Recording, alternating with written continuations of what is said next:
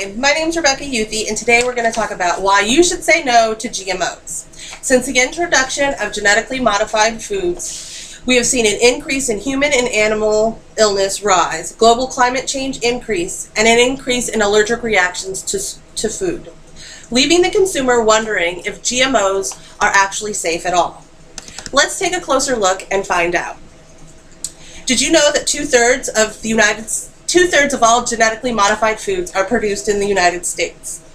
30 countries around the world have outlawed the use of genetically modified foods, and many more require explicit labels that state when foods are genetically modified.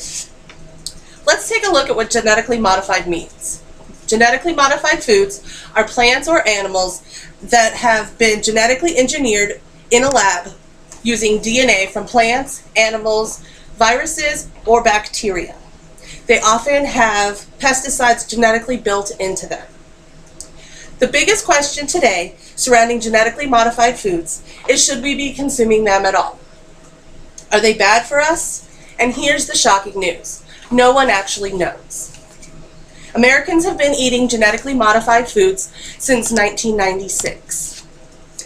There's only been one long-term study done on genetically modified foods and human consumption, and the results did not provide any sort of long-term health implications on human health.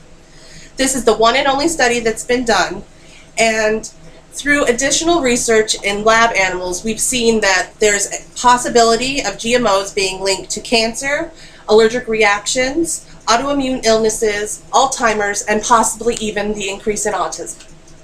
It is also producing livestock that is sick, being born with abnormalities, and are becoming sterile, and in some cases die shortly after beginning a genetically modified feed. Despite the growing concerns over genetically modified foods, there is nothing in place in the United States that protects the consumer. According to David Suzuki, by slipping it into our foods without our knowledge, without any indication that they are genetically modified organisms in our food, we are now unwittingly part of a massive experiment. As a consumer, the only way to protect yourself is by looking for the USDA organic symbol and non-GMO verified symbol. And all of the burden of this falls onto you, the consumer. Every time you go to the shelf to get a snack, there is over a 75% chance that the food that you are going to consume is some sort of genetically modified product. In fact, according to Stephanie Childs of the Grocery Manufacturers of America, 75% of all foods that are processed in the United States today are in fact genetically modified. These foods include breakfast cereals, almost all grains, frozen dinners, and most cooking oils. In fact, when you have eaten a genetically modified corn chip that's made from BT corn, which is corn that has a naturally occurring pesticide built into its DNA, long after the corn chip has been dissolved, the built-in pesticide stays in your intestinal flora. And who wants that? That doesn't sound like something we should have at the dinner table. It's not just box foods that we have to worry about. In fact, genetically modified feed that is given to animals that we then consume can have serious repercussions on our health. The new feed is being linked to birth defects, deformalities, spontaneous abortions, and other growth and developments of abnormalities within cattle, pig, and goats.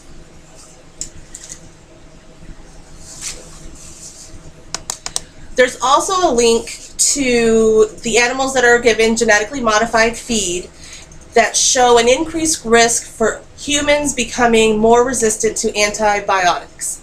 A good example of this is in 2005, just 1 year prior to the United States allowing the use of genetically modified foods in our country. One of the world's largest agricultural biotech companies announced that it had illegally been distributing BT corn with a known resistance to ampicillin, a widely used antibiotic. The repercussions of this illegal choice is unknown on the health of those who consumed it. The agricultural company was only fined $375,000. Excuse me. It's not just the use and creation of genetically modified organisms. It is the immediate effect of increased food allergies that we have seen from having a food supply that has become genetically modified. Food allergies, specifically corn and soy, are the most prevalent. And according to Jeffrey Smith, who is in the UK, soy allergies have become 50% higher since genetically modified soy was introduced. Ironically enough, many of these people suffering with soy allergies are actually only allergic to genetically modified soy and not conventionally grown soy. So they're able to eat organic soy, they just can't eat genetically modified soy. And that's hard if you're going to shop daily at the grocery store. These facts are alarming, and as consumers, we have a desire and a right to know what is in our food.